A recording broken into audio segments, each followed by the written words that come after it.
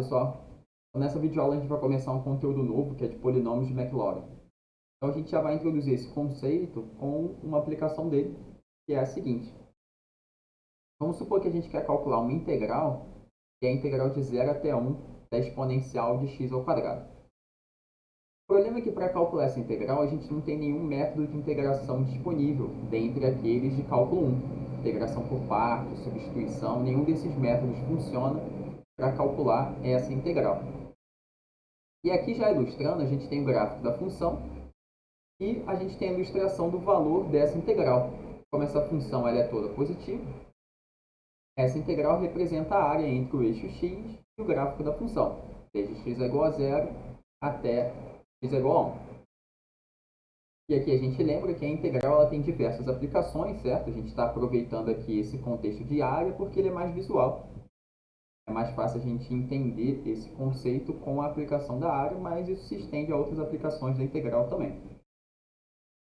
Então, o que a gente vai fazer? A gente vai aproximar o valor dessa integral de uma maneira que é a seguinte. A gente vai pensar no seguinte. Como que a gente pode considerar uma função, uma outra função f de x, que é muito parecida com essa exponencial de x ao quadrado, com os gráficos tão parecidos que a área abaixo do gráfico acaba sendo também muito parecida, como nessa figura aqui ao lado. Então aqui a gente está chamando essa segunda função de p de x, o gráfico dela está aqui em vermelho. Só nessa parte mais à direita dá para perceber que tem dois gráficos, né? Aqui eles estão bem sobrepostos de respeito a essa figura, né? E aqui a gente vê que a área que a gente queria calcular originalmente, ela está muito próxima da área entre o gráfico da segunda função vermelha e o eixo x. Então a gente está fazendo o que a gente comentou agora há pouco.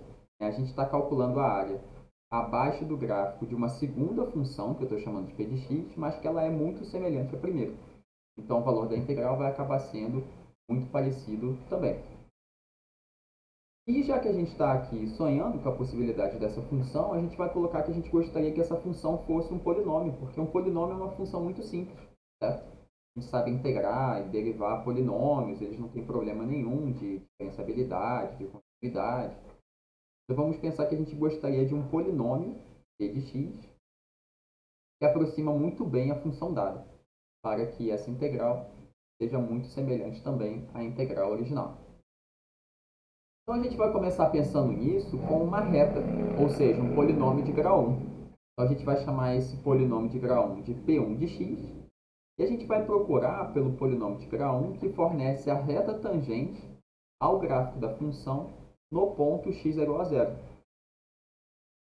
Então aqui, essa reta, a gente vê que quando x é igual a 0, ela tem o mesmo valor de y, que é a função original, né? Ou seja, os valores da função em zero coincidem. E essa reta, ela tem a mesma derivada primeira que a função original. Só que para simplificar um pouco o nosso desenvolvimento e a introdução do conceito, né, de polinômio de Maclaurin, a gente vai considerar agora a função y igual ao exponencial de x, certo? A gente vai deixar um pouco de lado essa função original, pensando no mesmo problema, mas com essa função aqui, ela é um pouquinho mais simples, certo? E como que a gente vai fazer a equação da reta tangente? A gente vai olhar para a equação geral de uma reta que tem coeficiente angular m e passa pelo ponto x0, y0. O ponto em questão tem x0 igual a 0 e y0 igual a 1. E a gente sabe que o coeficiente angular da reta tangente é a derivada da função dada no ponto. E como que a gente vai calcular a derivada da função no ponto x é igual a 0? Lembrando que a gente está agora com a função exponencial de x, certo? Considerando essa função um pouco mais simples. A derivada dessa função é a própria exponencial de x. Quando x é igual a 0, a gente tem aqui o coeficiente angular 1. Então a gente consegue encontrar a equação da reta, que vai ser y igual a x mais 1. Essa é a função P1 de x. A função que a gente chamou de P1 de x é o polinômio de grau 1, que fornece a reta tangente ao gráfico nesse ponto. Então, por que a gente está fazendo isso? Essa é uma função que aproxima o comportamento da função original. É a ideia de aproximação linear que vocês já viram nos cursos de cálculo. Só que aqui a gente tem apenas um polinômio de grau 1. Não é uma aproximação tão boa quanto aquela que a gente viu agora há pouco no nosso quadro. Então, o que a gente vai fazer agora? A gente vai pensar em um polinômio de grau 2. Como que a gente pode usar uma parábola para aproximar tão bem quanto possível o comportamento dessa função dada, que é y igual a exponencial de x.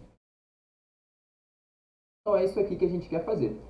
Essa é a parábola que a gente quer obter. É uma parábola que aproxima muito bem o comportamento dessa função. Elas têm gráficos muito semelhantes ali em torno de x igual a zero. Então, longe desse ponto, as funções podem ter um comportamento divergente, né? Não necessariamente semelhante, o comportamento de uma função e da outra. Mas em torno de x igual a zero, a gente quer que essas funções sejam muito semelhantes. Então, a gente quer uma certa parábola que tem coeficientes C0, C1 e C2, que a gente não conhece, mas a gente quer encontrar C2, C1 e C0, de modo que a parábola resultante aproxime muito bem a nossa função. Então, que condição que a gente pode colocar para essa parábola? O que a gente pode colocar como condição para essa função para que ela aproxime muito bem o comportamento da exponencial de x? A gente vai pedir isso aqui. Então, o que isso aqui está dizendo? A nossa parábola P2, quando x é igual a zero, ela passa pelo mesmo ponto que a função original, que é a exponencial de x.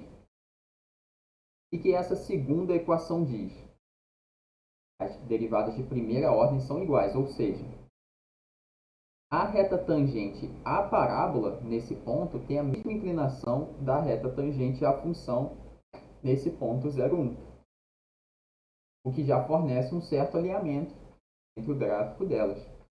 Mas a gente pede também que a segunda derivada seja igual. A segunda derivada da parábola seja igual à segunda derivada da função. Isso quer dizer que não só a gente tem essa coincidência da reta tangente, como essas funções têm a mesma concavidade ali naquele ponto.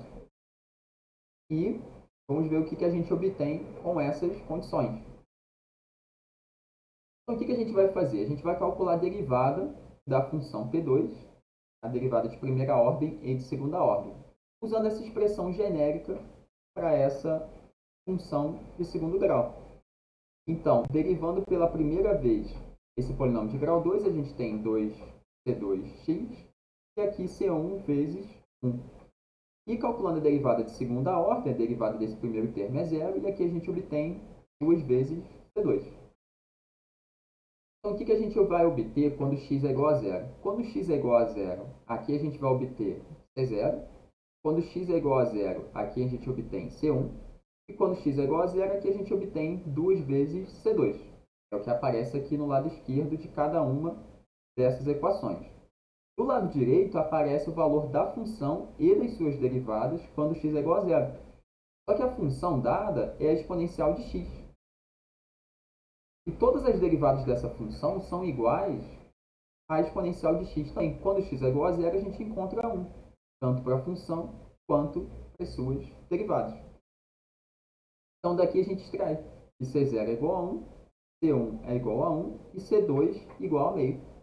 São os valores dos coeficientes da parábola que nós estávamos considerando. Então, a nossa parábola que aproxima a exponencial de x é essa. E só para ilustrar o que a gente está fazendo, vamos olhar para o valor da função f no ponto 0,5. Então, o que está escrito aqui? É o valor da função original exponencial de x, certo?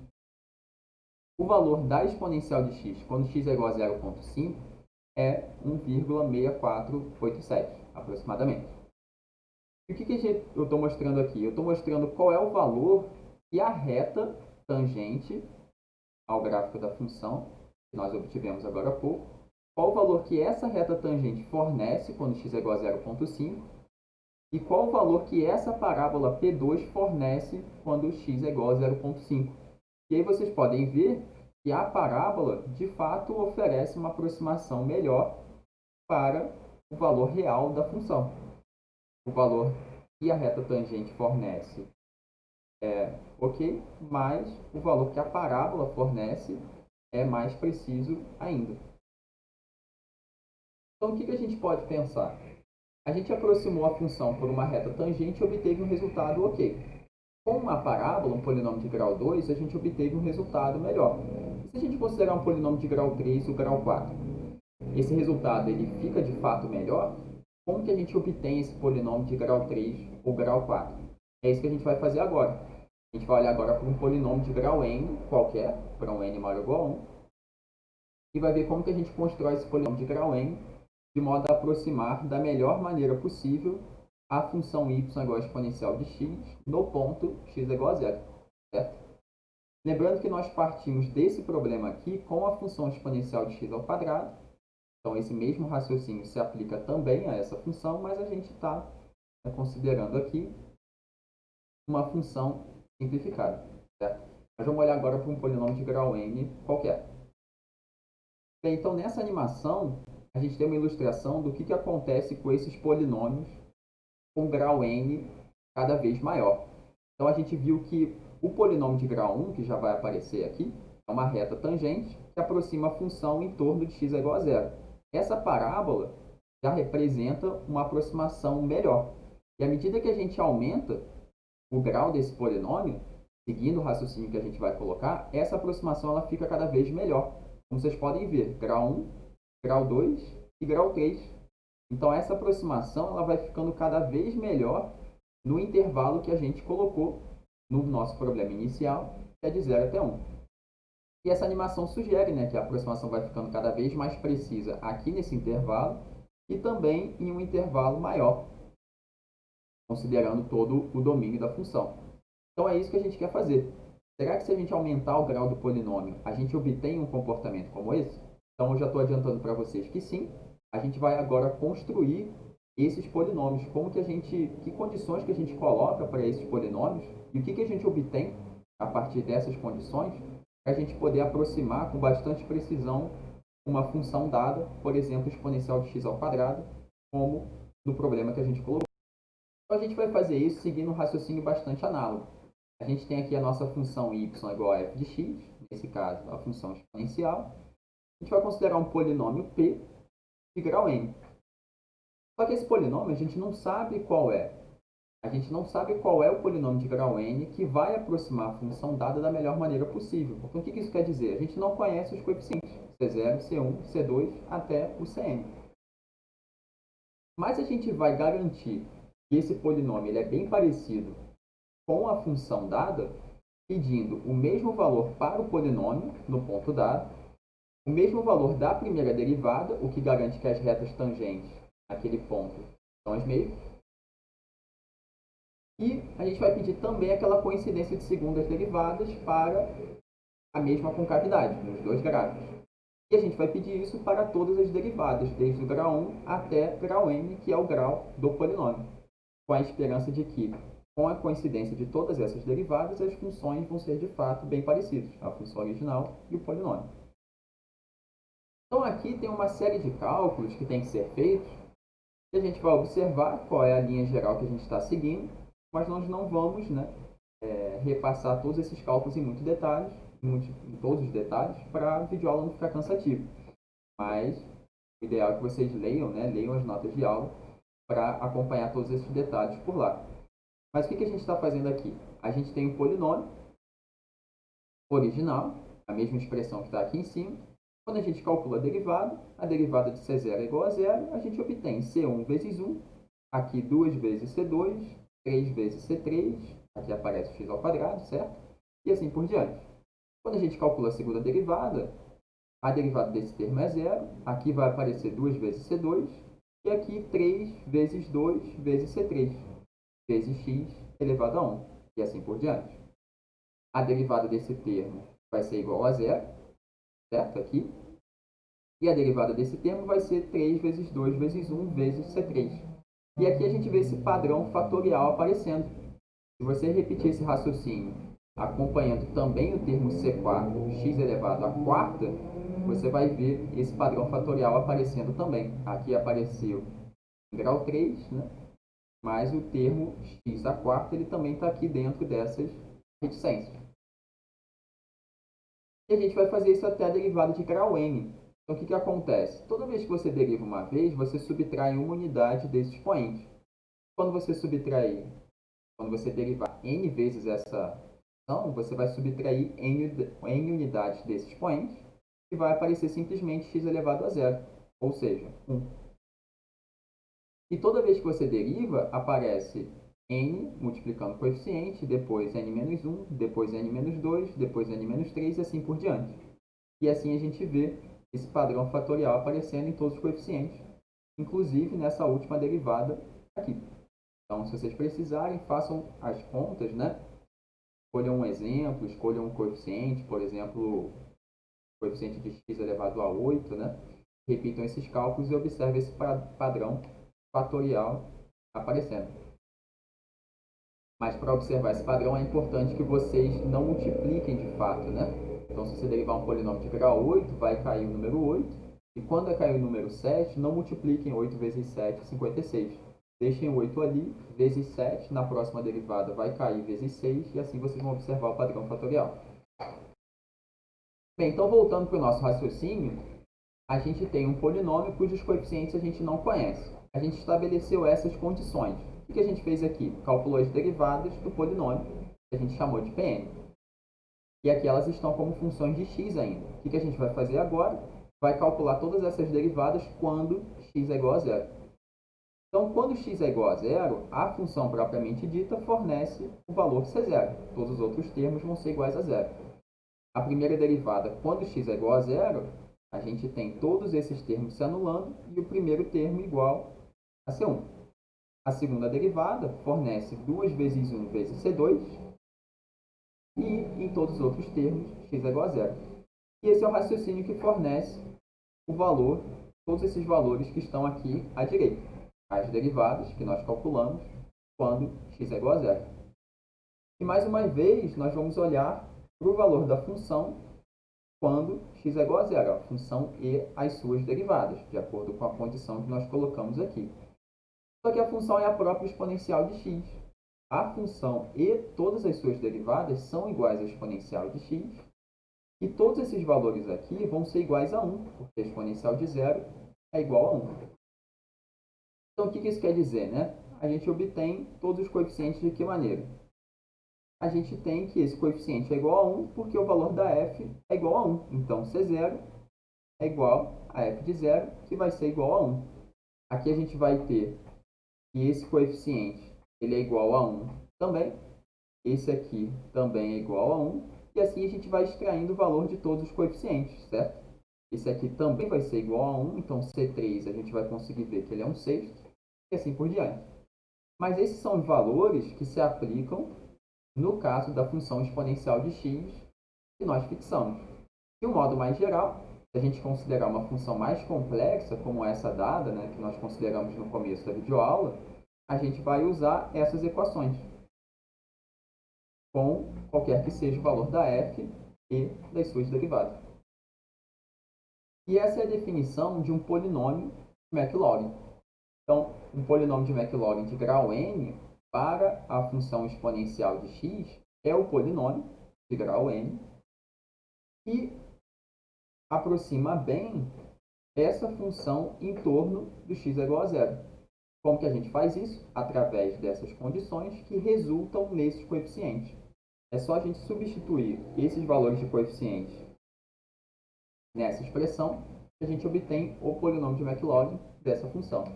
Então, essa definição de polinômio de Maclaurin a gente vai ver agora, a seguir, já formalizada aqui no nosso quadro. Bem, então o que a gente tem na nossa definição? A gente considera uma função f de x, como no caso que nós vimos no começo da videoaula, a gente tem uma função f de x que a gente quer aproximar. Para a gente considerar um polinômio de Maclaurin de grau n, a gente vai considerar derivadas de ordem n. Então, a gente vai precisar de uma função n vezes diferenciável no ponto em questão, que para a gente aqui é o x é igual a zero.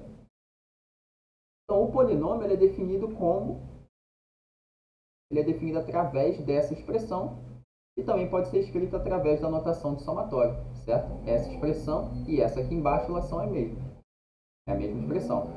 Então, o que isso quer dizer? A gente está considerando aquele polinômio genérico que nós colocamos anteriormente com os coeficientes C0, C1 e Cn que nós obtivemos no nosso desenvolvimento aqui na videoaula. Substituindo tudo isso aqui, a gente obtém a definição de polinômio de McLaurin, que é a nossa definição 8.1.1. Bem, então respondendo a pergunta do começo da videoaula, como que a gente pode calcular essa integral sabendo que não há método de integração para ela? Bem, a gente pode encontrar uma aproximação para o valor dessa integral usando um polinômio de McLaurin. Então, esse é o tipo de coisa que vocês vão estudar em cálculo numérico. Então, essa seria uma possibilidade, mas outras aproximações, usando ferramentas computacionais e tudo mais, vocês vão ver em outras disciplinas. Mas é essa a nossa definição de polinômios de McLaurin. E assista a próxima videoaula, onde a gente vai ver mais um exemplo de aplicação desse conceito.